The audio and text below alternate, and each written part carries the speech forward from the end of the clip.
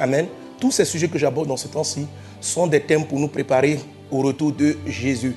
Souvent, lorsque les gens disent, on doit maintenant, au lieu de parler mariage, au lieu de parler de travail, on doit maintenant apprendre aux gens à se préparer au retour de Jésus. La question que je peux leur poser souvent est, comment se prépare-t-on au retour de Jésus? Comment se prépare-t-on au retour de Jésus? C'est par une vie chrétienne qui glorifie le Seigneur. C'est par une vie, en tout point de vue, qui glorifie le Seigneur. C'est dans une vie conjugale, sentimentale, émotionnelle qui glorifie le Seigneur. Car ce qui fait justement que les gens ne sont pas prêts, c'est la mauvaise gestion des réalités auxquelles ils sont confrontés. Ils ne les gèrent pas par rapport à la parole de Dieu. Ce qui fait que lorsqu'ils abordent ces thèmes, le péché, l'iniquité, les mauvaises choses viennent les disqualifier et les rendre impropres, les rendre indisponibles, leur donner une mauvaise préparation pour le retour de Jésus. Donc, en retour de Jésus, les quatre attaques du diable ont été vaincues. Il a été précipité du Seigneur. Et puis, le retour de Jésus aussi, c'est la rencontre de l'épouse avec son époux qui est Jésus-Christ. Et c'est dans ce sens-là que nous sommes en train de parler. Et comme je l'ai rappelé, aujourd'hui encore, c'est une journée de prière. Je vais donc dire des choses, amen, pour qu'on puisse prier. Je rappelle ceci, nous aimons tous la prière, alléluia, mais si vous voulez que ce soit efficace, ne vous limitez pas seulement à dire, pasteur, prie, parle pour nous, non. Il faut comprendre, alléluia, il faut comprendre. Jésus dit, vous connaîtrez la vérité et la vérité vous affranchira, alléluia. Donc la délivrance ne vient pas parce qu'on chasse un démon, mais la délivrance, le véritable affranchissement arrive parce qu'on a connu la vérité. Et connaître la vérité, ça veut dire qu'on a dévoilé un mensonge et on a chassé un mensonge et c'est ce qui a produit la libération.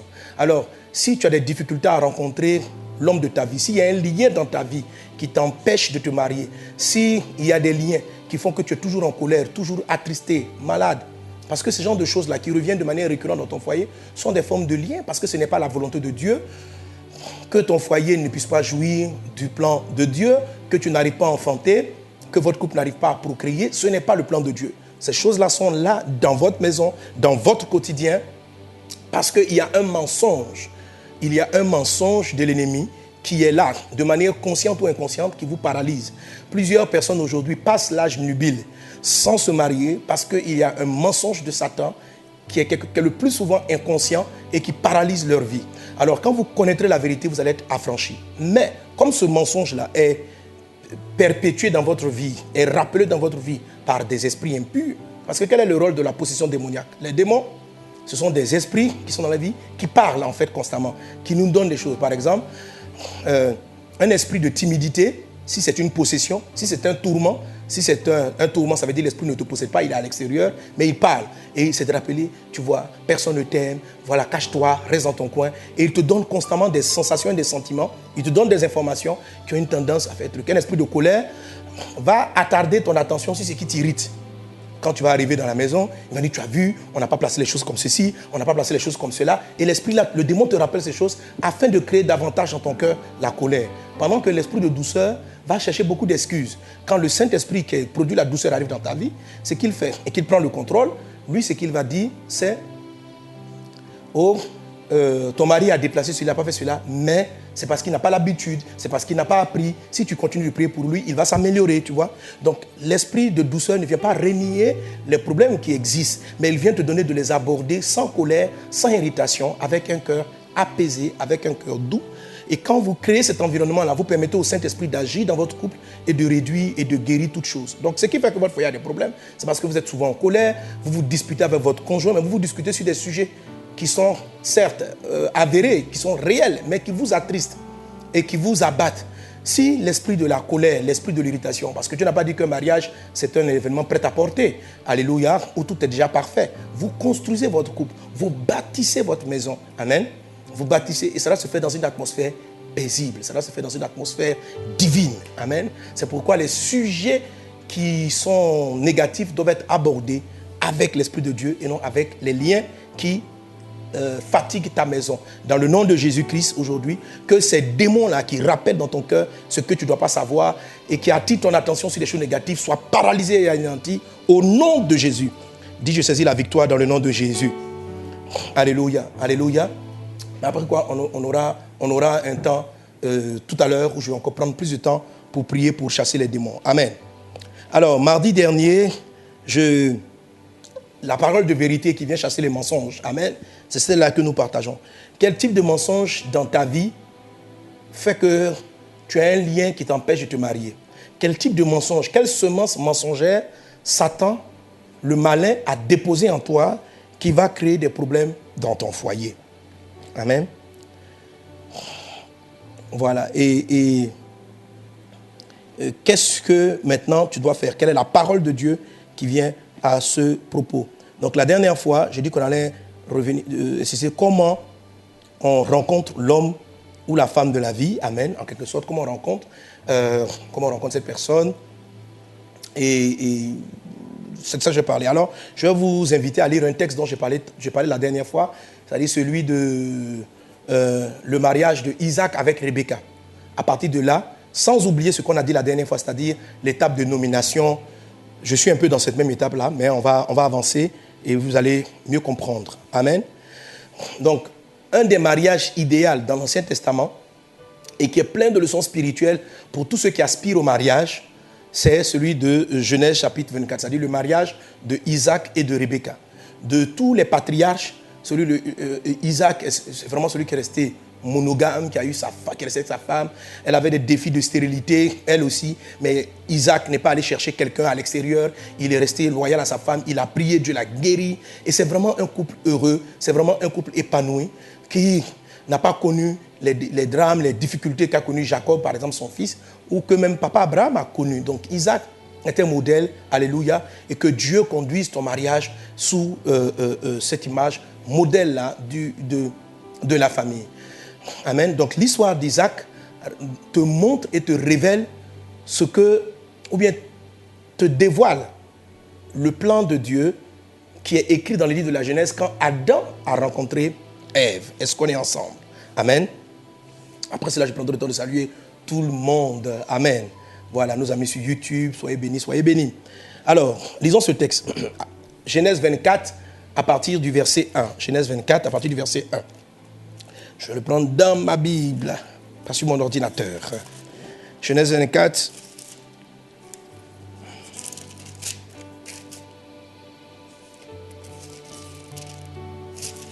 Ok. Il est dit, Abraham était vieux et avancé en âge et l'Éternel avait béni Abraham en toutes choses.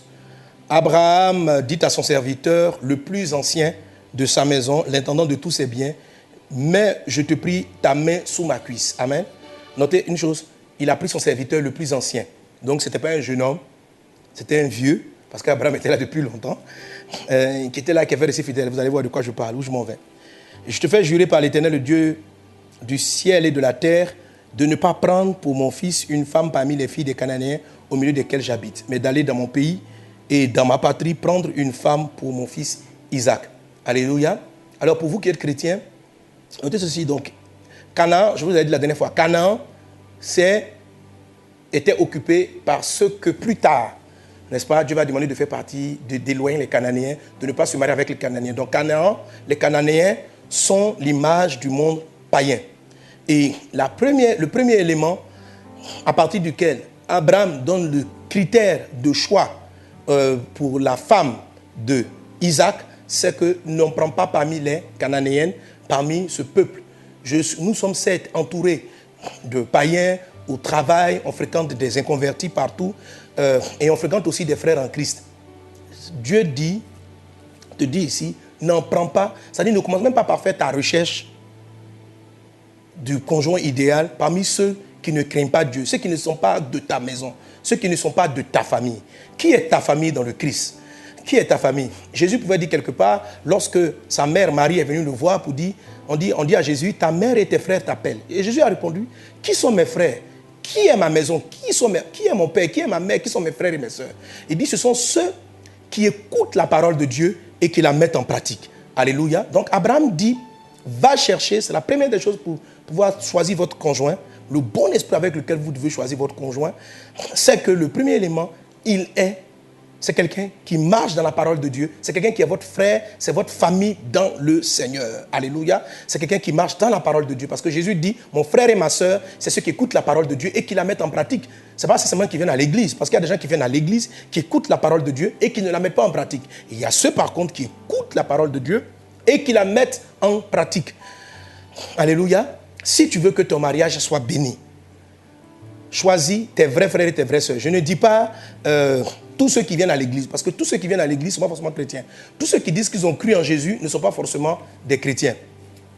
On avait lu la dernière fois Jean le chapitre 8, verset 30. Tu te souviens? Jean 8, 30. La Bible dit qu'il y a plusieurs qui ont cru en lui. Mais Jésus leur a dit plus tard, au verset 44, vous avez pour père le diable. Satan, c'est votre papa. Et ces gens ont dit, mais Satan ne peut pas être notre père. Nous, notre père, c'est Dieu. Donc ce sont des personnes qui, du bout des lèvres, affirmaient que Dieu, le Père, était leur Père, mais qui, parce qu'ils appliquaient les œuvres de Satan, et suivez bien cette partie-là, parce que vous allez comprendre là où je pars. Je vais vous expliquer, on va lire Jean 8, 44 après, je vais vous expliquer comment votre Père, même diabolique, est capable de créer en vous des mauvais sentiments et de vous amener à tomber amoureuse et amoureux de personnes qui ne craignent pas Dieu. Même les émotions, la manière dont on tombe amoureux ou bien attiré par quelqu'un, c'est créé par votre Père, votre vrai Père. Est-ce qu'on est ensemble? Amen. Bon, est-ce que quelqu'un est déjà curieux, il a envie de voir de quoi je parle? Ok. Allons dans Jean 8, 44. Amen. Jean 8, 44.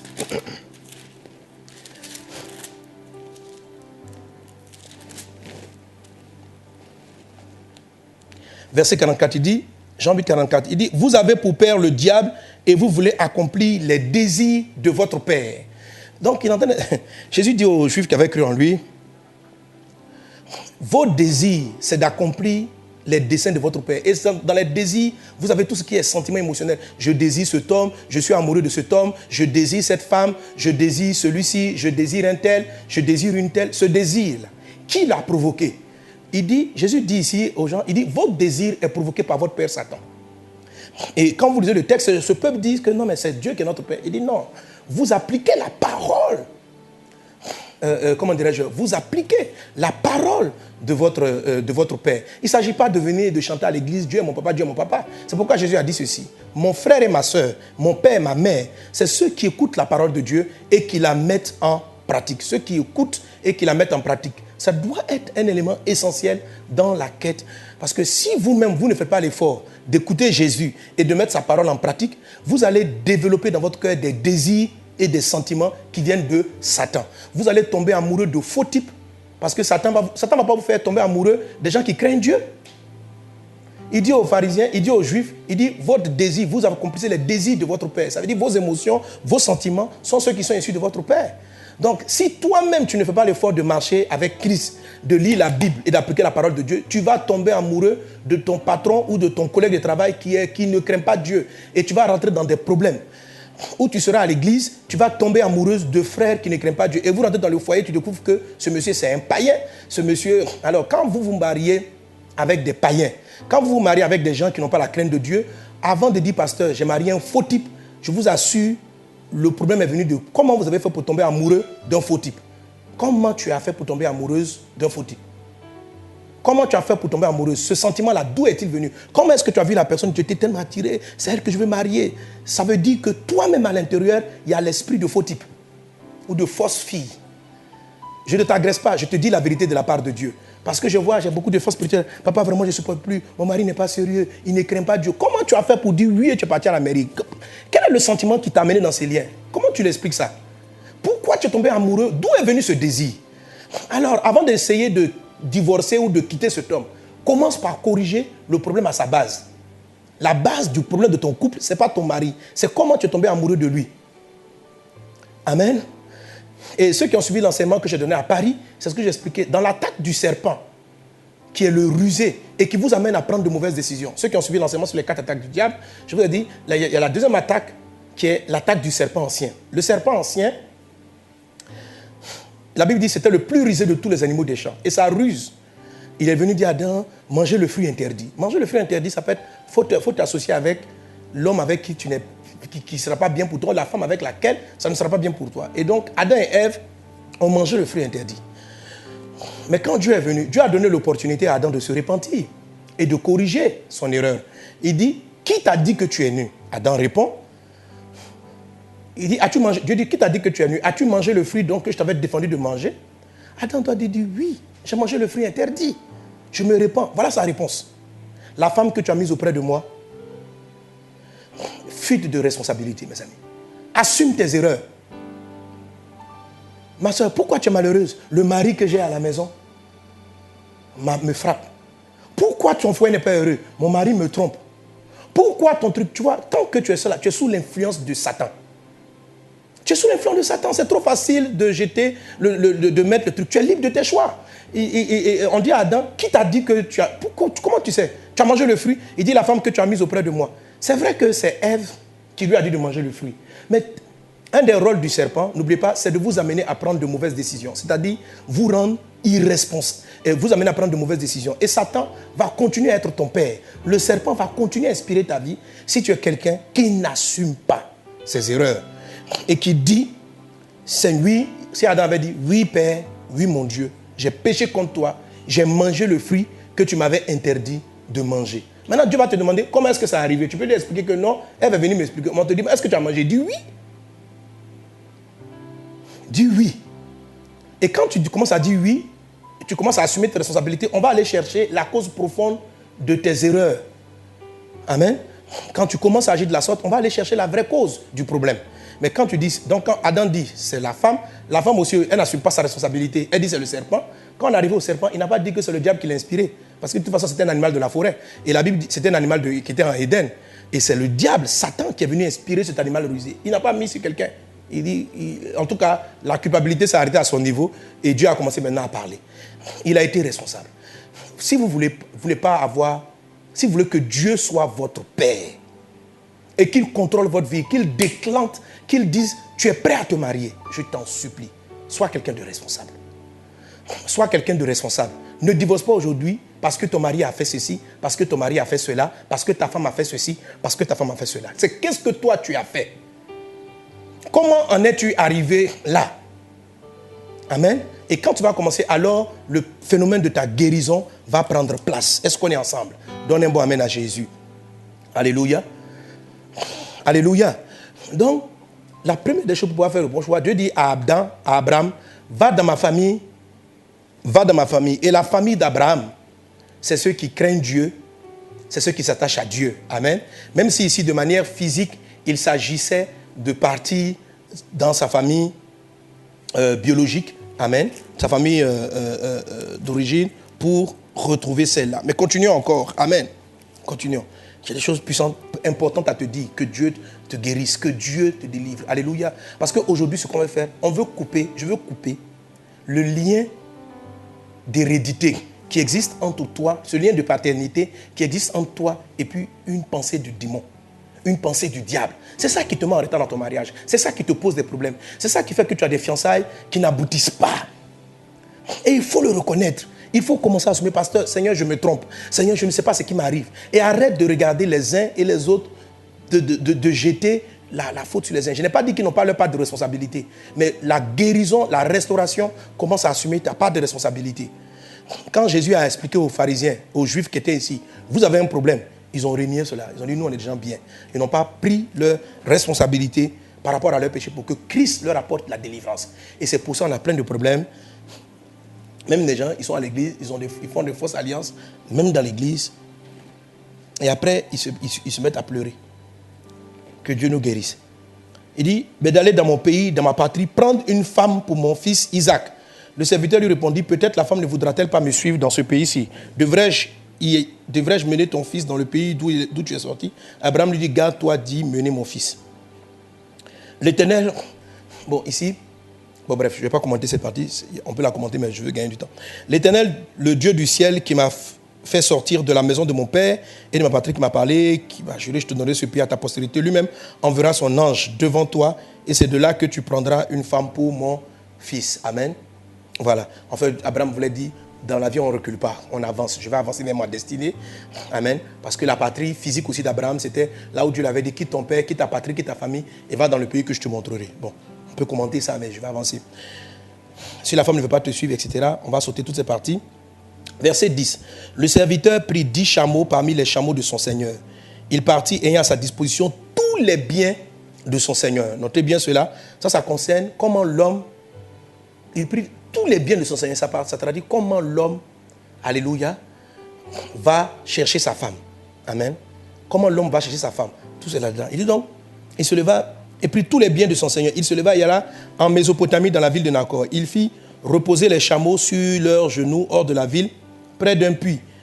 Au temps du soir, au temps où sortent celles qui vont puiser de l'eau. Et il dit, Éternel, Dieu de mon Seigneur Abraham, fais-moi, je te prie, rencontrer aujourd'hui ce que je désire.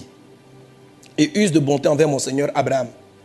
Voici, je me tiens près de la source d'eau et les filles des gens de la ville vont sortir pour puiser de l'eau. Verset 14. Que la jeune fille à laquelle je dirai, penche ta cruche, je te prie, pour que je boive et qui me répondra. Bois et je donnerai aussi à boire à tes chameaux. Soit celle que tu as destinée à ton serviteur Isaac. Alléluia. Je veux que vous notiez bien ici la notion de destinée à. Je crois qu'il y a des personnes, je n'ai pas dit qu'il y a une seule personne, mais je crois qu'il y a des personnes qui vous sont assorties, qui vous sont destinées et qui participent à votre destinée. Amen. Qui participent à votre destinée. La question à laquelle on va répondre, c'est comment les trouver. Je viens de répondre à la première partie de la question. Comment on trouve la personne? On ne la cherche pas parmi les inconvertis. On ne la cherche pas parmi ceux qui ne craignent pas Dieu. On ne la cherche pas parmi ceux qui ne s'attachent pas à Dieu. Ça, c'est la première des choses. Alléluia. Pour pouvoir retrouver quelqu'un qui est de ma famille, il faut que moi-même, je décide de recevoir Christ comme Seigneur et Sauveur et que je m'attache à sa parole. C'est alors que je suis sûr à 100% que je trouverai la personne de ma destinée. Amen. C'est la première des conditions. Si tu n'es pas converti, il faut te convertir à Jésus véritablement. Donne-toi réellement ta vie, que Satan ne soit plus ton père. S'il n'est plus ton père, Dieu pourra décider et contrôler ta vie matrimoniale. Si Satan est ton père, il sera le contrôle de ta vie matrimoniale. Et il est ton père dans toutes les conditions que j'ai citées précédemment. Il dit donc que la femme à laquelle je dirai, penche ta cruche, je te prie pour que je boive et qui répondra, bois, et je donnerai aussi à boire à tes chameaux, soit celle que tu as destinée à ton serviteur Isaac. Et par là, je connaîtrai que tu uses de bonté envers mon Seigneur. Il n'avait pas encore fini de parler que sortit sa cruche sur l'épaule Rebecca, née de Bethuel, fils de Milca, femme de Nacor, frère d'Abraham. C'était une jeune fille très belle de figure. Elle était vierge et aucun homme ne l'avait connue. Elle descendit à la source, remplit sa cruche et remonta. Le serviteur courut au-devant d'elle et dit, laisse-moi boire, je te prie, un peu d'eau de ta cruche. Elle répondit, bois mon Seigneur. Et elle s'empressa d'abaisser sa cruche sur sa main et de lui donner à boire. Quand elle eut achevé de lui donner à boire, elle dit, je puiserai aussi pour tes chameaux jusqu'à ce qu'ils aient assez bu. Et elle s'empressa de vider sa cruche dans l'abreuvoir et courut encore au puits pour puiser. Et elle puisa pour tous les chameaux, 10 chameaux. Vous savez combien les chameaux boivent? À l'époque, j'avais enseigné là-dessus. On va dire un chameau, je ne sais plus combien de litres d'eau il boit, j'ai oublié la quantité. Si quelqu'un s'en souvient, peut me rappeler. En tout cas. Et puis elle dit, elle va boire jusqu'à ce que les chameaux soient rassasiés. C'est-à-dire, c'est plusieurs tours au puits pour ne serait-ce qu'abreuver un seul chameau. Peut-être que le chameau peut boire 20 litres, 30 litres, je ne sais pas, d'eau en un trait. Waouh! L'homme la regardait avec étonnement et sans rien dire pour voir si l'Éternel faisait réussir son voyage ou non. Quand les chameaux... Comment? Un chameau boit combien? On dit un chameau peut boire 200 litres. Non. Tu as mis ça où ça? Tu as cherché? Et bon, je comprends qu'elle a donné 200 litres. Parce que 200 litres, c'est... Bon, en tout cas, ils ont bien bu. Amen. Mais en tout cas, ils boivent beaucoup. Quand les chameaux finirent de boire, l'homme prit un anneau d'or du poids d'un demi-cycle et 2 bracelets de poids de 10 cycles et lui dit, de qui es-tu la fille? Dis-le-moi, je te prie. Y a-t-il dans la maison de ton père de la place pour passer la nuit? Et je vais laisser la suite de la lecture pour plus tard. Amen. C'est extraordinaire. Alléluia. Extraordinaire. Alors, dans cette histoire, vous avez la partie même de la nomination des animaux. Tout intervient là-dedans. Tout intervient là-dedans. Ce dont on a parlé à partir de Genèse 2 concernant le mariage d'Adam et de Ève. Amen. Alors, amen. Ce que je dis, comme je le dis, c'est la vérité qui va te libérer. Demeure dans la parole de Dieu, c'est la vérité qui va te libérer, de sorte que lorsque le démon sera chassé, il y aura de bons fondements dans ta vie. N'oublie pas ce que le Seigneur dit. Lorsqu'un esprit impur est parti, il part et il essaie de revenir. Et s'il vient, il trouve la maison, la Bible dit, il trouve la maison vide et ornée. Ornée. Orner, ça veut dire quoi? Ça veut dire décorer. Qui l'a décoré? C'est la parole que tu as reçue dans ton cœur. Alors, si tu ne laisses pas la parole de Dieu remplir ton cœur, après l'avoir reçue, et que la parole vient te visiter, elle est ornée par les belles paroles que tu entends de la part du Seigneur, mais que tu ne la remplis pas à nouveau de la parole de Dieu, et que tu la laisses ouverte dans ta mentalité aux démons et aux esprits impurs, peut-être que ta situation va devenir encore plus compliquée. Donc si tu n'as pas envie de changer de vie, si tu n'as pas envie d'écouter la parole de Dieu, au lieu d'être comme ces juifs-là, qui à la fin de l'histoire, qui avaient cru en Jésus, mais qui ont pris des cailloux pour lapider Jésus, s'il te plaît, tu peux ne plus écouter. Mais si tu veux que ta vie change, si tu veux voir la gloire de Dieu dans ta vie, écoute et applique ces choses. Laisse-toi être rempli du message de Jésus et tu verras la gloire de Christ. Est-ce qu'on est ensemble? Amen. Alors, voilà donc l'histoire. Il arrive et le serviteur d'Abraham va poser cette condition-là. Il a dit, Seigneur, pour que mon voyage réussisse, voici le signe que je vais demander. La fille à qui je vais demander à boire et qui me proposera aussi de donner à boire à tous mes chameaux, soit celle-là que tu as destinée à mon Seigneur Isaac. Donc celle que tu as destinée. Notez bien la façon dont il cherche à reconnaître la femme de Isaac. Par un élément de vertu, un élément de bonté. Alléluia. Amen. Il va pas, vous voyez, si vous voulez chercher votre conjoint, ne faites pas ces genres de prières qui vont vous amener dans l'erreur. Seigneur, si aujourd'hui là tu veux me montrer l'homme de ma vie, je soupçonne que ce soit ce frère-là, qu'aujourd'hui il vient en chemise rouge, qu'il arrive en chemise bleue. Ma soeur, on s'en fout des chemises rouges, on s'en... Qu'est-ce que tu vas foutre avec une chemise bleue? Ce ne sont pas des bons signes. Satan va te tromper. Il peut t'amener du bleu, il peut t'amener du rouge. C'est comme ça le diable fait pour vous séduire. Quelle chemise s'il vient qu'aujourd'hui la soeur soit coiffée sur la gauche, après qu'elle soit coiffée sur la droite? Tu as une perte de temps inutile. Il y a des critères qui sont essentiels pour le mariage. La Bible dit, Marie, aime ta femme comme Christ a aimé l'Église. Femme, sois soumise à ton mari. Donc s'il y a des questions à poser en ce qui concerne, est-ce que quelqu'un est mon mari ou quelqu'un est ma femme? Ce sont des questions relatives à des valeurs. Par exemple, la femme va chercher à trouver, poser des conditions pour voir, est-ce que, Seigneur, cet homme que j'ai commencé à voir, cet homme s'il est vraiment l'homme de ma vie, qu'il montre des actes de sacrifice. Parce que qu'est-ce que Dieu attend? Qu'est-ce que la femme attend d'un homme? Marie, aime ta femme comme Christ a aimé l'Église et s'est livré pour elle. Donc, qu'est-ce que la femme va rechercher? Un homme qui est prêt à se sacrifier pour sa vision, qui est prêt à se sacrifier pour sa femme. Un homme qui est prêt à se sacrifier. Donc, puis il a porté une chemise rouge ou bleu ou vert. Ce n'est pas important. Donc, ce sont des éléments, par exemple, je reviendrai là-dessus plus tard. Par exemple, Seigneur, est-ce que cet homme est profondément, est-ce qu'il est attentionné? Et tu observes, il ne faut pas poser la question par rapport à toi, parce qu'en ce moment-là, lui, il a des désirs, il te désire. Quand il te désire, tu n'es pas le bon critère. Est-ce que tu comprends? Tu n'es pas le bon critère, parce que toi, il te désire. Donc, il vient te parler, il est attentionné. Le monsieur a demandé qu'elle soit non seulement attentionnée vis-à-vis de moi, mais qu'elle soit attentionnée pour mes chameaux aussi. Tu comprends? Donc, c'est trop facile, tu vois, de demander à ton conjoint, s'il est là, qu'il m'invite au restaurant. Mais le monsieur, il est fan de toi, il va t'inviter au restaurant. C'est un signe trop banal. Ce qu'il faut savoir, c'est est-ce qu'il est attentionné vis-à-vis de sa soeur, de son frère, de ces gens qui sont à l'église. C'est son quotidien. S'il parle mal à sa propre soeur, s'il ne respecte pas son propre papa, le jour où tu seras dans son intimité, il te fera pareil. Là, aujourd'hui, il est amoureux de toi, il est prêt à enlever la lune pour te l'offrir. C'est ce qu'il dit. Oh, je t'aime tellement que je vais enlever la lune. Il a des désirs charnels. Tout ce qu'il veut, tout ce qu'il éprouve pour toi, c'est un amour politique. C'est parce que tu es belle, c'est parce que tu as une forme, il veut te dévorer, il veut te manger, il ne t'aime pas. Il faut savoir, est-ce que c'est quelqu'un qui est capable d'aimer? Est-ce que c'est quelqu'un qui est capable de se sacrifier? Pas te concernant toi, mais concernant les autres. Ça veut dire quoi? Tu l'observes dans son environnement. Tu l'observes dans son quotidien. Pas dans son quotidien vis-à-vis de toi. Parce que toi, bientôt, tu seras dans son quotidien. Est-ce que tu le vois appeler sa maman souvent? Est-ce que tu le vois parler avec ses propres soeurs? Est-ce que tu vois qu'il a de l'attention vis-à-vis de ses parents? S'il n'est pas attentionné vis-à-vis de ses parents, il ne le sera pas pour toi 2 ans après ton propre mariage. Tu comprends ça? Voilà, c'est comme ça qu'on cherche les critères. On n'est pas là pour poser la question, si aujourd'hui il veut me marier, qui me salue à l'église. Moi j'ai fait ça, j'ai fait me marier avec des problèmes. J'ai prié, j'ai dit, Seigneur, si la fille là, si c'est elle, qu'elle vienne me dire, je t'aime. Mais si la personne, et puis la soeur vient me dire, frère, je t'aime bien. Mais ce n'était pas ma femme. Jésus m'a sauvé, mes amis. Ce n'était pas les bons critères. Vous savez, il faut faire attention. Est-ce qu'on est ensemble? Quelqu'un donne un bon amen à Jésus. Alléluia. Alors, il y a des signes qui sont intéressants. Il dit, Et mes soeurs, ça va vous montrer qu'est-ce que Dieu attend de vous. Comment on nomme les animaux. Alors, prenons d'abord le côté féminin, le côté de la femme. Qu'est-ce qui a qualifié Rebecca pour le mariage? C'est son cœur de soumission. C'est son cœur de soumission. Ça veut dire quoi une soumise? Quelqu'un qui est soumis, c'est quelqu'un qui aime servir les autres. C'est quelqu'un qui aime décharger, qui aime porter le... Parce que je vais vous expliquer ce que c'est que la soumission, c'est quoi? C'est aimer décharger les uns et les autres.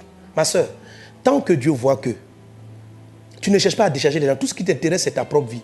Et vous savez pourquoi aujourd'hui, les gens on a des problèmes de mariage? C'est à cause de l'esprit mensonger qui est dans le monde. La Bible dit, dans le livre de 1 Corinthiens 13, la Bible dit, le vrai amour ne cherche pas son intérêt. Or, l'amour qui cherche son intérêt, c'est l'amour du poulet, n'est-ce pas? Amen. Pour ceux qui ne savent pas ce que c'est que l'amour du poulet, il y a une vidéo là-dessus, cherchez.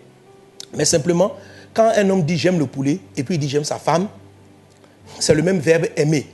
Donc, or, le poulet, en vérité, il ne l'aime pas. Ce qu'il aime chez le poulet, c'est le goût que le poulet va apporter à sa langue et à son ventre. Donc, ce qu'il dit qu'il aime pour le poulet, ce n'est pas vraiment de l'amour, c'est un amour désastreux pour le poulet.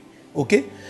Alors, beaucoup de personnes rentrent dans le cadre du mariage, considérant qu'ils aiment, ils disent j'aime ma femme, j'aime ce monsieur, mais ce n'est pas le vrai amour, c'est un amour pouletique, j'appelle ça l'amour pouletique, c'est l'amour du poulet, parce que tout simplement, ce n'est pas pour que le conjoint soit dans le bonheur, c'est pour que eux ils soient satisfaits. Donc quand tu commences à parler de ton conjoint en disant quand il est là, je me sens bien, quand tu es avec moi, tu sais m'écouter, tu sais m'entendre, tu n'aimes pas ce monsieur, ma soeur, tu ne l'aimes pas. Tu aimes ce qu'il t'apporte, tu aimes le confort qu'il te donne à l'intérieur de toi-même. C'est un amour intéressé, c'est un amour du poulet, tu veux le dévorer, tu veux manger sa bonté, tu veux manger. Mais qu'est-ce que toi tu lui apportes? La question, ce n'est pas qu'est-ce que lui t'apporte quand toi tu es présente, c'est qu'est-ce que toi tu lui apportes lorsqu'il est là. Qu'est-ce que toi tu lui apportes? Et c'est vis-à-vis aussi, c'est pareil pour l'homme. Donc, vraiment, pourquoi tu veux épouser cette femme-là? Non, elle est bien, elle me parle, elle sait faire la cuisine que j'aime, elle sait me parler. Tu vois, tu te rends compte que tu es le centre de l'histoire. C'est toi, qu'est-ce que toi on te fait, qu'est-ce qu'on te donne, qu'est-ce que tu... La dame là, tu ne l'aimes pas. C'est que tu vois en elle juste un poulet que tu vas dévorer pour son goût. Ce n'est pas cette fois-ci un goût physique, mais c'est un goût émotif. C'est un goût émotionnel, c'est un goût de tempérament. Et c'est la raison pour laquelle les couples sont désastreux. La Bible dit, l'amour ne cherche pas son intérêt. L'amour qui vient de Christ et qui engendre une famille bénie, l'amour qui vient de la vérité. La Bible dit, vous connaîtrez la vérité vous affranchira. Si tu n'as pas cette vérité-là, je peux chasser le démon de célibat. Mais toi-même, tu vas détruire ton foyer parce que tu manifestes un amour politique. Tu veux qu'on fasse quoi? Il faut que tu connaisses la vérité pour changer ta manière de fonctionner et laisser Christ agir en toi et tu vas être heureux dans ton couple. Alléluia. Alors, qu'est-ce que Dieu te dit? Amen. L'amour qui n'est pas l'amour donc politique, qui n'est pas un amour intéressé, du côté de la femme, c'est ce qu'on appelle l'amour de la soumission. La femme donne. La femme donne. Elle donne, mais elle décharge. Du côté de l'homme, c'est l'amour sacrificiel. C'est-à-dire, Marie, aime ta femme comme Christ a aimé l'Église. C'est-à-dire, il s'est donné pour elle. Il s'est sacrifié. L'amour, c'est quelqu'un qui regarde les gens. Et comment Jésus-Christ a aimé l'Église? C'est très simple. Il nous a regardés pendant que nous étions encore pécheurs, pendant que nous étions encore dans les défis, dans les difficultés. Il est tombé amoureux de nous. Jésus nous a aimés. Il n'a pas attendu que nous soyons des gens saints. Il n'a pas attendu que nous soyons des gens purs. Il est venu dans nos défis dans le seul but de se sacrifier pour nous afin de nous changer. Il a cru dans les valeurs que nous transportions et il a voulu nous transformer à son image. Voilà ce que le type d'amour que l'homme éprouve vis-à-vis de sa femme, qu'il doit chercher dans le mariage. Amen. Et ce sentiment-là, ou bien cette façon de réagir, est déterminante pour que votre couple soit béni. Alléluia. Je vous assure, si la plupart des couples aujourd'hui vivent dans des problèmes, c'est parce que la parole de Dieu n'est pas appliquée et que les gens se marient sur la base de mensonges, d'où les difficultés auxquelles ils sont confrontés. Même en étant chrétiens, le père Satan, leur père, a une influence sur le mariage. Et au nom de Jésus, vous en êtes délivrés aujourd'hui, même dans le nom puissant de Jésus. Et je vous assure, il y a une puissante onction, parce que l'onction brise le joug qui va vous délivrer aujourd'hui. Mais comme vous avez connu la vérité, le démon ne pourra plus revenir, parce que vous êtes remplis de la parole de Dieu. Je vois la victoire pour toi. Amen. Alors, qu'est-ce que Dieu attend de la femme? C'est qu'elle travaille. La soumission, je vous ai dit la dernière fois, c'est décharger quelqu'un. Voilà. Ça dit que la soumission, c'est de l'amour. L'amour du mari, c'est de l'amour. Les deux cas, c'est de l'amour. Maintenant, comme la femme aura un chef, en fait, le mot soumettre, c'est soumettre. Ça veut dire soutenir, porter la mission. Porter la mission. Porter la mission. Soutenir la mission. Donc, en fait, la femme qui sera prête au mariage a un esprit d'aider son prochain. Mais l'aider, de même aussi l'homme a un esprit d'aider son prochain, mais elle, la femme, elle a le fardeau d'aider les gens en allégeant leurs charges, en les déchargeant de leurs charges. Et c'est une culture qu'elle va développer. Alors, quelle est la femme de manière pratique qui va plus vite se marier et que Dieu va marier? C'est la sœur qui est dans l'église. Dans l'église, l'église c'est ton Éden. Alléluia. Dieu envoie les animaux dans la forêt. Ils n'étaient pas dans la forêt, ils étaient en Éden. Il faut retenir que les animaux auxquels Adam devait donner des noms étaient en Éden. Lorsque Abraham dit à son serviteur de repartir dans sa ville, c'est de créer l'atmosphère Éden, là où tout commence. Alléluia, le démarrage de toute chose. Alors donc on repart là-bas, dans cet environnement de la présence de Dieu, où Dieu a parlé à Abraham, où Dieu a dit à Abraham, quitte ta famille, ta patrie, va dans le pays que je te montrerai. C'est là qu'il ramène, donc, ce que j'ai dit, chez les enfants de Dieu, chez les chrétiens. Et là, amen, on est dans l'église. On ne peut pas savoir maintenant dans la forêt, dans Éden, qui est. Et l'homme devait s'occuper des animaux, prendre soin d'eux, leur donner des noms, sans attendre quelque chose en retour. C'est pareil vis-à-vis de la femme. Parallèlement, donc, la femme, elle doit développer un esprit de service, un esprit de décharger les gens. Elle décharge qui? Ma soeur, il ne faut pas chercher à décharger seulement les hommes dont tu es amoureux ou tu penses pouvoir marier. Quand Rebecca a vu le vieux monsieur, c'est pourquoi j'ai dit au début, regarde, on dit l'ancien serviteur d'Abraham. Donc, c'était un gars qui était vieux. Elle-même, elle savait qu'elle ne pouvait pas le marier. Donc, quand il a demandé, donne de l'eau à ses chameaux, donne-moi de l'eau à boire, elle n'a pas donné de l'eau parce qu'elle attendait quelque chose. Je vois des soeurs qui veulent se marier, elle dit, pasteur, je fais la cuisine pour les frères à l'église. Mais tu fais la cuisine seulement des frères de qui tu es amoureuse. Il y a des frères qui sont à l'église, simplement, vous voulez vous marier. Simplement, je vous ai dit de ne pas vous isoler. De ne pas vous isoler. La mentalité d'isolation vient à l'opposé où la Bible dit, il n'est pas bon que l'homme soit seul.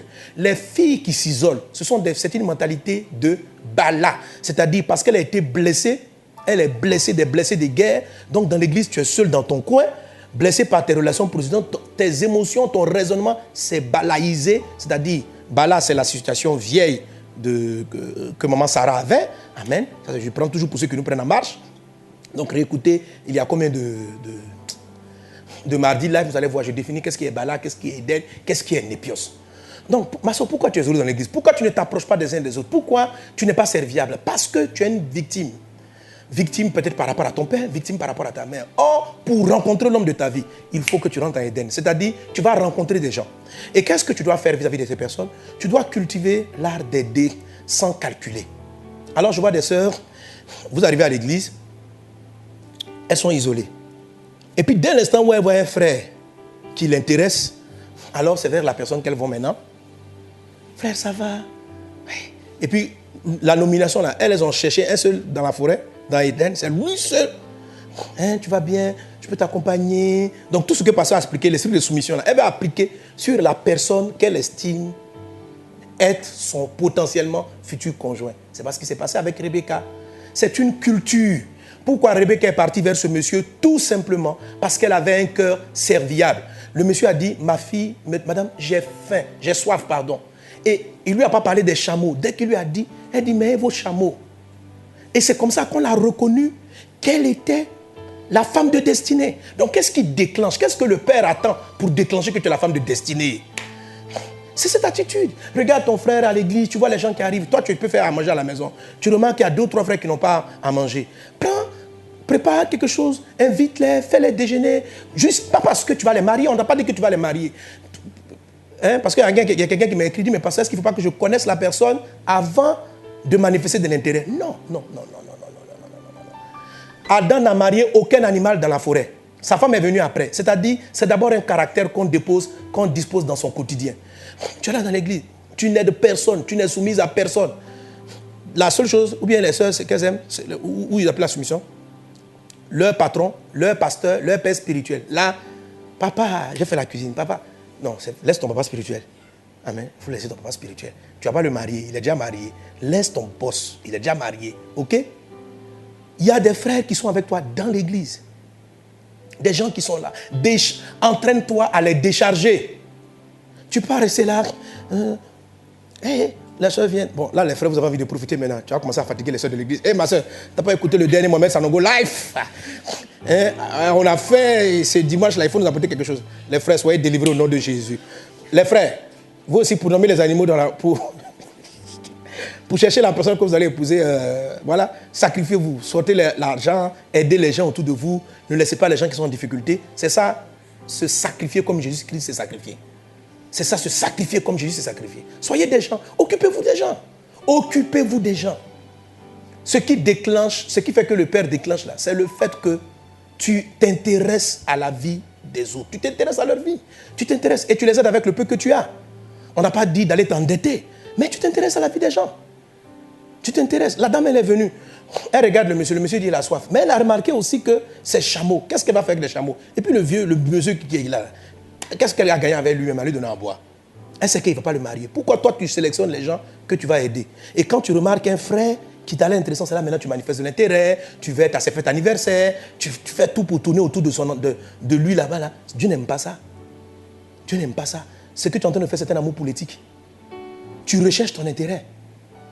Tes gestes de bonté sont calculés. La manière dont tu affabes devant la personne, tu utilises un langage doucereux et puis après, tu parles mal aux autres frères du quartier. C'est de l'amour politique. Tu n'es pas prêt à te marier selon Dieu. C'est pourquoi, si ton père, parce que c'était une attitude du malin, décrète, lui, il va te créer des désirs pour les faux types. Mais si tu laisses Dieu contrôler ta vie, il va t'amener à tomber amoureuse des personnes. Mais comment je recrée en moi l'atmosphère Éden? Je m'occupe des chameaux. Je n'ai pas besoin. Ça veut dire, Rebecca, là, c'était sa culture. C'est pourquoi c'est une des meilleures femmes, meilleure épouse dans la parole de Dieu. Une des meilleures épouses dans la parole de Dieu. Et le meilleur couple. Et qui est le côté d'Abraham? Regardez. Isaac, en fait, Abraham, comme c'est Abraham, je dis, c'est le père qui décrète le temps du mariage de son fils. Donc il dégage, il envoie. Mais la Bible dit, le serviteur est parti avec tous les biens de son maître. C'est-à-dire, il était prêt à les donner à quelqu'un. Jésus-Christ, tellement Dieu aimait le monde qu'il s'est donné entièrement. Jésus ne s'est pas donné à moitié pour nous. Frère, aide les gens. Et Jésus est mort pour les mauvais comme pour les bons. Il n'a pas choisi ceux qui étaient les meilleurs. Comment est-ce qu'on nomme les animaux dans la forêt? Comment est-ce qu'on reconnaît les gens? C'est dans un profond désir d'être une bénédiction pour son prochain. D'aider son voisin. D'aider son prochain. D'aider le frère qu'on rencontre à l'église. D'avoir de la compassion. Et la femme, avec ce qu'elle a comme talent, elle essaie de décharger les gens des fardeaux qu'ils portent. Ça peut être le pasteur, ça peut être le frère, ça peut être ceci. Sans essai d'intérêt. Amen. Voilà. Donc généralement, je travaille dans le groupe des chantres.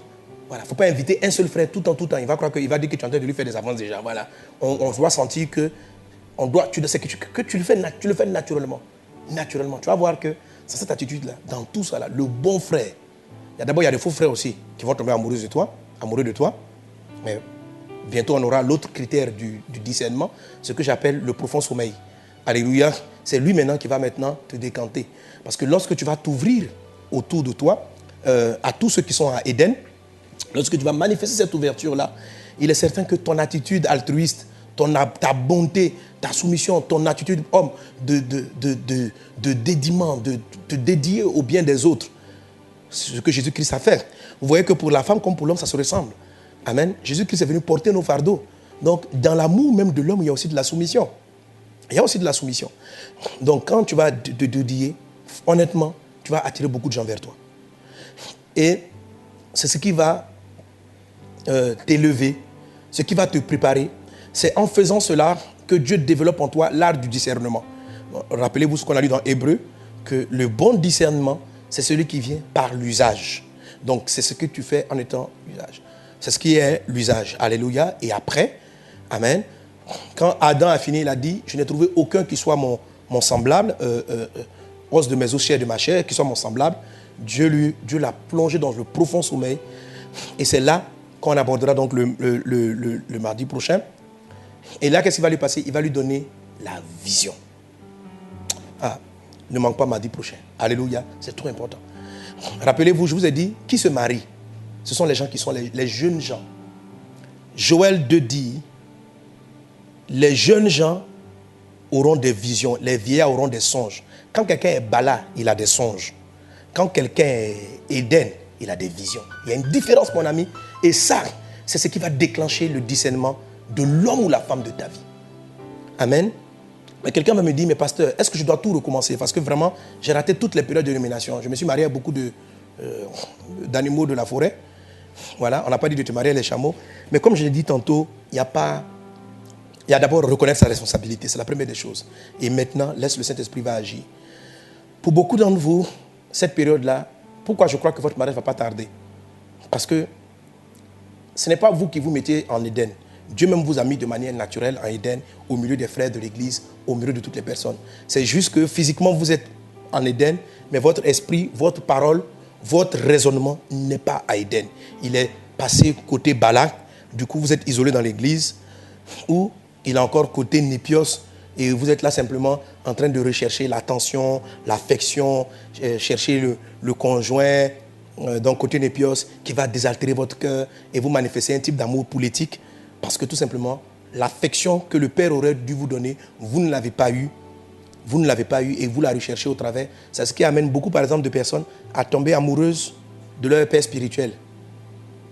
En réalité, ce n'est pas de l'amour. Je crois que c'est de l'amour, mais c'est un amour politique. C'est parce que c'est la personne qui sait les écouter, qui sait parler avec elle. Elle trouve en lui beaucoup d'attention, beaucoup d'affection. Ce qu'elle n'a pas eu chez son père, du coup, si elle pouvait marier ce personnage-là, si elle pouvait l'épouser. En fait, tu n'es pas amoureux, tu ne l'aimes pas. Ce n'est pas ton mari. Il ne faut même pas laisser ce sentiment-là perdurer dans ton cœur. Sois délivré au nom de Jésus. Voilà, sois délivré. C'est un démon qui est en train de te parler et qui va te faire perdre du temps. C'est une séduction du serpent qui va te faire perdre du temps. Donc, arrête de convoiter ton père spirituel ou des gens que tu trouves être des modèles. Tu aurais voulu que ton conjoint soit comme ceci. C'est une perte de temps. Ce sont des désirs qui te sont créés par le père Satan, par Satan, qui peut être aussi un père. Ce n'est pas le père que tu dois avoir. Ton père, c'est Dieu. C'est lui donc qui va te donner l'amour dont tu as besoin, qui va combler cet amour dont tu as besoin. Un témoignage que me donnait, on m'a donné, qu'un témoignage m'a dit, voilà, la façon dont je joue, je sautais, mes enfants m'ont dit, mais c'est quelque chose que toi tu n'as pas reçu. J'ai un père extraordinaire, mais il y a des choses peut-être qu'il n'a pas eu. Vous savez, les parents avant, les enfants, les parents, nos grands-parents, les parents, leur papa ne jouait même pas avec eux, donc ils ne savent pas jouer avec leurs enfants. Et moi, je joue beaucoup avec mes enfants. On saute, on rit, on fait toutes sortes de choses. On m'a dit, mais c'est quelque chose que toi, tu n'as pas reçu. D'où as-tu reçu ce côté, attention, vouloir jouer avec tes enfants? J'ai compris que ce que mon père biologique m'a pas donné, mon père céleste me l'a donné. Ce que tu cherches, ma soeur, en ce moment, c'est l'amour qui vient de Christ. Ce n'est pas le mariage même. Rentre dans ton intimité et dis, Jésus, je manque d'attention, je manque d'affection, je n'ai personne avec qui parler, je n'ai pas d'amis. Demande-lui, il va te le donner. Je ne sais pas comment ça va venir, mais ça vient, ça marche. Tu te dis, mais Jésus, je ne le vois pas, je ne le touche pas. Mais ce que tu recherches n'est pas du domaine du physique. Ce que tu recherches est du domaine de l'invisible. Et il est invisible, il va te le donner. Tu vas être comblé de tout amour. Tu vas être comblé de toute paix. Et alors tu seras prêt à offrir maintenant la soumission à ton prochain. Amen. Le côté balatique, balaïque que tu as pu avoir à cause des blessures des gens qui t'a amené dans ton coin à être isolé, n'est pas de Dieu. Ce n'est pas ton père qui a créé ça. Dis, Seigneur, je ne suis pas encore marié ou je suis encore marié, mais je vis Bala. Viens me guérir. Il dit, je vous enverrai. Si quelqu'un a soif, je lui donnerai le consolateur. Cette femme qui avait eu 5 mariages échoués avait soif. Et Jésus a dit, ce dont tu as besoin, c'est moi, de l'eau que je donne. Il ne lui a pas donné un autre mari pour combler sa soif. Ce n'est pas le mari idéal que tu cherches. C'est le rôle de ton Père. C'est le rôle de Christ de te combler d'affection. Alors fais cette prière. Remplis-moi de ton amour. Et tu vas la voir. Et quand tu l'auras, naturellement, tu vas commencer à chercher à donner aux gens. Mais ce que je suis en train de parler ne va pas se produire en un jour. Ne va pas se produire, en 10 ans. C'est parce qu'il y a l'onction pour ça. Déjà, tu as l'âge biologique. Déjà, tu as l'âge de te marier. Déjà, tu as l'âge de vivre un couple heureux. Et Éden, tu as été seulement, tu as mal procédé aux nominations. Tu as mal agi pendant ce temps. La puissance de Dieu vient parce que tu reçois la vérité pour rattraper ce retard. Satan a pensé te mettre en retard, mais Dieu rattrape le retard aujourd'hui dans le nom de Jésus. Alors je vais prier, je continue à prier. Je vais chasser tous les démons de célibat. Qui est démon de célibat? C'est le démon qui te rappelle tes blessures. C'est le démon qui parle en toi des hommes qui t'ont frustré, des blessures de la vie, qui te donnent une attitude balatique. Il ne te procède pas forcément. Il peut être comme ce qui se faisait à Timothée, c'est-à-dire un esprit de timidité. Il doit partir au nom de Jésus-Christ de Nazareth. Ok? Tu es un épios.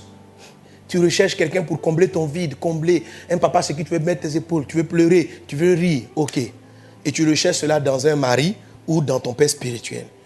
Ton père spirituel pourra combler une partie, mais il ne fera pas le reste. Ce que seul Christ est à même d'être le vrai Père. Jésus n'a appelé personne sur la terre Père, mais le Seigneur. Alors, la voix intérieure qui t'amène à chercher chez un homme biologique, physique, chez une femme, ce que ta mère t'a pas donné, chez un homme, ce que ton père t'a pas donné, cette voix intérieure qui te pousse vers ce genre de réflexion-là, est justement ce qui te crée, qui développe en toi le célibat et qui va poser des problèmes dans ton foyer. Amen. Donc quand on dit qu'il y a un démon qui crée aussi un masque qui t'empêche d'être reconnu, rappelez-moi ça, je dois le traiter, ceux qui en aiment. Parce qu'il y a des démons qui viennent, qui font un masque. Les gens ne te voient pas. On ne t'aperçoit pas. On ne te voit pas. C'est comme si tu passes inaperçu. C'est comme si tu passes inaperçu. Logiquement, avec le critère de la vision, amen, je dois pouvoir répondre et chasser ce type d'esprit. C'est pourquoi je dis, tous ces mardis, je serai sur ce thème, seront aussi des mardis de guérison, seront des mardis de délivrance. Donc quand l'esprit est parti, parce qu'il s'en va maintenant à l'instant où je prie, laisse-toi remplir de la parole de Christ, ok? De la vérité que je venais t'enseigner de la part du Seigneur. Relis ces textes et relis ces passages afin que ce soit eux-là qui soient dans ton être intérieur et les choses seront beaucoup plus facilitées.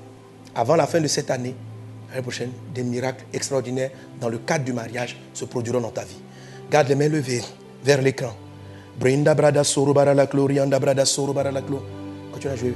Désiré. Brinda brada soro barala kenda rababus. Brinda brada sara barala glorianda brada shere barala korian. Brinda brada soro barala glorianda brada shere barala ketere de brus. Praide glorianda brada soro barala clarianda brada shere barala ke. Roba baba shiri barala glorianda braida siri maralako. Entre dans la présence de Dieu. C'est dans la présence de Dieu que vient ta guérison. C'est dans la présence de Dieu que vient ta délivrance. C'est ce Père que vient ta restauration. C'est lui qui rétablit toutes choses. C'est lui qui va te donner le bon discernement. C'est lui qui va tellement te remplir d'amour que tu auras de l'amour à partager à ton prochain, que tu auras envie d'aider les frères. Parce que toi aussi tu as reçu l'aide du Seigneur. C'est vrai mon frère, tu ne peux pas donner ce que tu n'as pas reçu. Mais aujourd'hui Jésus te donne de recevoir son amour. Il t'aime ma soeur, il t'aime mon frère. Il est l'oreille que tu n'as pas eue. Il est la mère que tu n'as pas eue. Il est le père que tu n'as pas eu. Il est le frère qui n'a pas été avec toi. Il est cet ami fidèle. Tu dis, mais je ne te vois pas physiquement. Mais je t'assure, il est présent à côté de toi. Il sait les souffrances que tu as connues et il est là pour te consoler. Il est là pour te consoler. C'est pourquoi dans le nom de Jésus-Christ de Nazareth, je me dresse contre l'esprit de mensonge qui crée en toi le désarroi, qui crée en toi, qui te raconte des paroles de solitude, qui te rappelle ton passé à un esprit de bala. Au nom de Jésus, je t'ordonne. Maintenant, et la plupart, vous allez vous sentir sortir comme par des vomissements ou par de fortes respirations. La puissance de Dieu, l'esprit, ça arrive à toi. Quel que soit l'endroit où tu te trouves. Et cet esprit que j'appelle un esprit de célibat, qui fonctionne de différentes manières. Esprit de célibat qui te maintient dans l'épios. Esprit de célibat qui te maintient dans une attitude de bala, de vieillesse. Je brise ton effet maintenant. Dans le nom de Jésus, je te révoque de la vie de la servante de Dieu, de la vie du fils de Dieu, de la vie de la fille de Dieu, au nom de Jésus. Maintenant, va-t'en. Maintenant, va-t'en. Maintenant tu pars, maintenant tu pars, maintenant tu pars. Je sens la présence de Dieu qui est en train de guérir quelqu'un d'un esprit de stérilité. Un esprit de stérilité. Un esprit qui t'empêche d'enfanter. Brinda brada soro bara la kata rababa shendere de brus. Praide glorianda brada soro bara la clarianda brada sheteri da brus. Praide glorianda brada soro bara la clarianda brada shere mara la gus. Roba baba shenda rabakaya. Reda brada soro bara la glorianda brada soto robubush. Praide brada sara bara la glorianda brada sara bara la cla. Quelqu'un est en train de résister dans son cœur. Quand je aborde un point, tu es comme ces juifs là. Tu dis mais moi je ne suis pas comme ça. Moi je ne suis pas comme ça. Jésus a dit aux Juifs, vous êtes liés. Ils ont dit, nous, on n'est pas liés. Et c'est à partir de là que leur blocage s'est posé. Dis, Seigneur, sois humble et dis, Seigneur, est-ce que mon problème, c'est ça? Afin que Dieu ouvre tes yeux et ne dis pas dans ton cœur, ne sois pas en train de résister. Pendant que tu écoutes la parole de Dieu, toi-même, tu as un blocage en ce qui concerne ton mariage. Tu souhaites te marier, mais tu n'arrives pas à entrer dans le mariage à cause de ton raisonnement. Et lorsqu'on touche les sujets, tu trouves des excuses intérieures. Tu dis, je ne suis pas comme ça, j'ai déjà appliqué ça. Je suis déjà doux, j'aide tout le monde. Tu n'aides pas véritablement. Tu ne décharges pas ce que tu as fait. Tu as peut-être abreuvé le serviteur d'Abraham, mais tu as oublié d'abreuver les chameaux. Tu as peut-être donné à boire aux serviteurs d'Abraham, mais tu n'as pas donné à boire aux chameaux. Et quand j'entends te dire ce message, tu dis, moi, je donne à boire aux messagers. Mais il y a des gens, avec le don que tu as, la bonté que tu as, que tu n'as pas cherché à abreuver. Le signe, il a dit, si la dame me donne à boire, et qu'elle dit aussi que je donnerai à boire à tes chameaux, alors je connaîtrai que c'est la femme de destinée. La femme de destinée, ce n'est pas celle seulement qui abreuve ceux qui viennent lui demander à boire. Ce n'est pas celle seulement qui aide tous ceux qui viennent solliciter son soutien. C'est ce que tu fais, ma soeur. Tu dis, pasteur, moi j'aide les frères, mais tu aides ceux qui sollicitent ton soutien. Les chameaux n'ont pas sollicité de soutien parce qu'ils n'ont pas de voix. Mais naturellement, elle les a observés. Elle a vu qu'ils avaient soif. Et elle est partie. Elle a vu qu'il y avait beaucoup d'efforts à fournir pour abreuver ces chameaux. Mais elle l'a fait. Est-ce que tu as ce cœur? Alors si tu n'as pas ce cœur, dis maintenant, Seigneur, délivre-moi. Et il va te délivrer. Pourquoi tu n'as pas ce cœur? Pourquoi tu n'aides pas les gens pour qui tu n'as aucun intérêt? Pourquoi tu n'aides pas d'autres personnes qui n'ont pas sollicité ton aide? Pourquoi tu ne les vois pas? C'est ça qui t'aveugle par rapport à ton mariage. Tu dis, mais c'est pas mon... C'est lié. C'est un lien indirect, mais c'est lié. On ne sort pas de Éden. Il faut toujours donner des noms aux animaux avant de rencontrer, avant que Dieu t'envoie ton Adam, avant que Dieu t'envoie ta Ève. Au nom de Jésus, sois délivré de ce faux raisonnement, de cette forteresse mentale qui te met en retard dans ta vie. Au nom de Jésus. Tu es libre maintenant par la puissance de Dieu. Tu es libre maintenant par la puissance de Dieu. Laisse la vérité entrer en toi et elle va te délivrer. Laisse la parole de Dieu t'atteindre, elle va te délivrer. N'est-elle pas conforme aux Saintes Écritures? Sois libéré, sois libéré, sois libéré, sois libéré, sois libéré. Renda baba she karabara la sondoro bobosha. Brianda brada sorobara la glorianda brada sendere de bros. Raï de kere le mara la votari baba baba baba she. Mets la main sur le cœur. Mets maintenant l'autre main sur le cœur. Lève l'autre main. Toi qui es marié,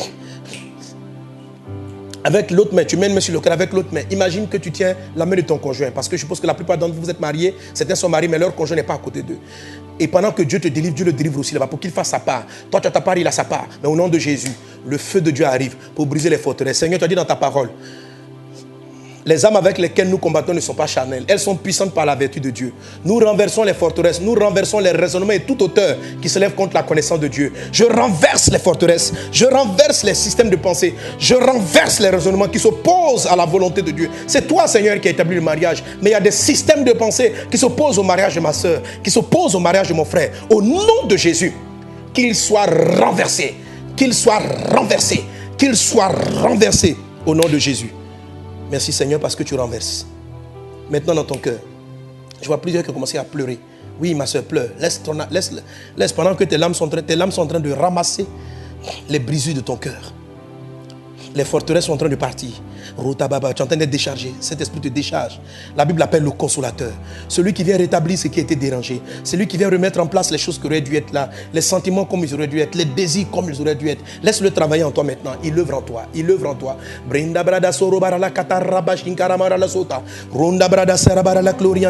Laisse-le te toucher. Ouf, je vois une délivrance. Je vois une délivrance. Quelqu'un, un esprit, je vois une dame dans sa maison. L'esprit est en train de l'agiter. L'esprit est en train de l'agiter dans sa chambre. Sors d'elle. Sors d'elle. Sors d'elle. Sors d'elle avec la maladie que tu apportes. Va-t'en.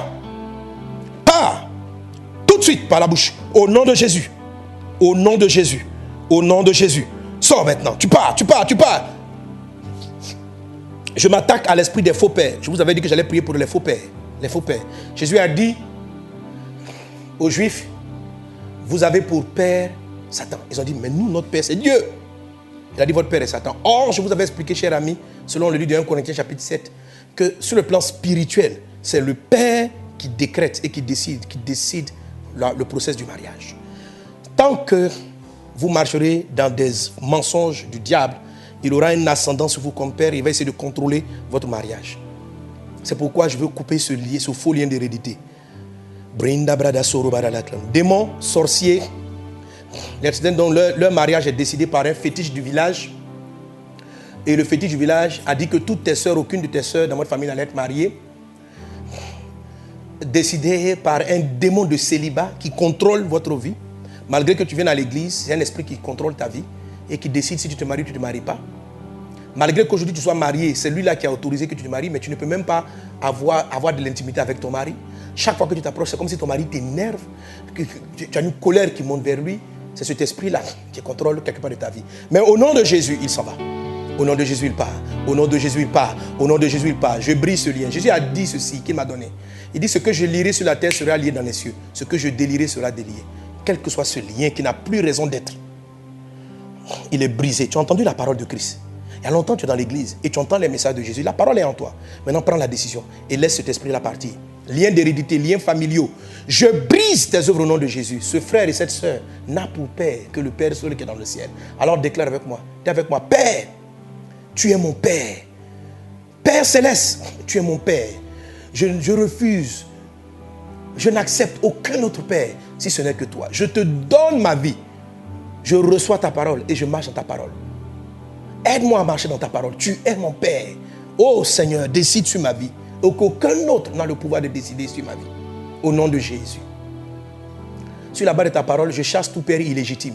Je chasse tout père mensonger. Je chasse le père du mensonge. Je chasse les sorciers, les fétiches. Les liens d'hérédité sont brisés dans le nom de Jésus. Dans le nom de Jésus.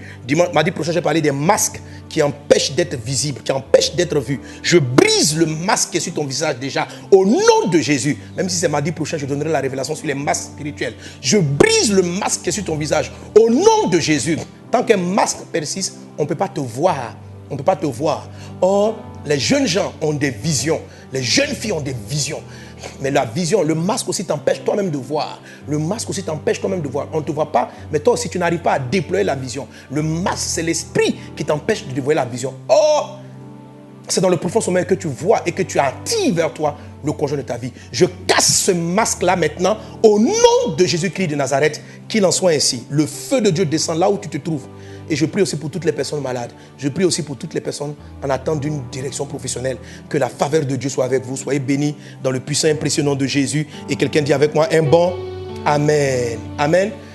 Voilà, réécoutez en boucle ces prières et cet enseignement. Et laissez tous les démons là partir. Ils vont partir. Ils sont en train de partir. Ils sont condamnés à partir. Quand Dieu donne une onction, il accorde la puissance pour qu'il en soit ainsi. Soyez guéris, soyez délivrés. Donc, comme je l'ai dit tantôt, je n'ai pas fini notre programme de guérison et de délivrance. Mardi prochain, écoutez, vous comprenez pourquoi vous avez besoin de l'enseignement. Vous avez besoin de l'enseignement pour qu'il vienne remplir le vide qui est laissé par le mensonge de Satan dans votre vie. Lorsqu'il vous mentait, ça vous donnait un système de pensée. Quand Jésus vous délivre, le démon s'en va, ça laisse un vide. Il faut remplir cela de la parole de Christ afin de ne pas retomber sous les effets du malin.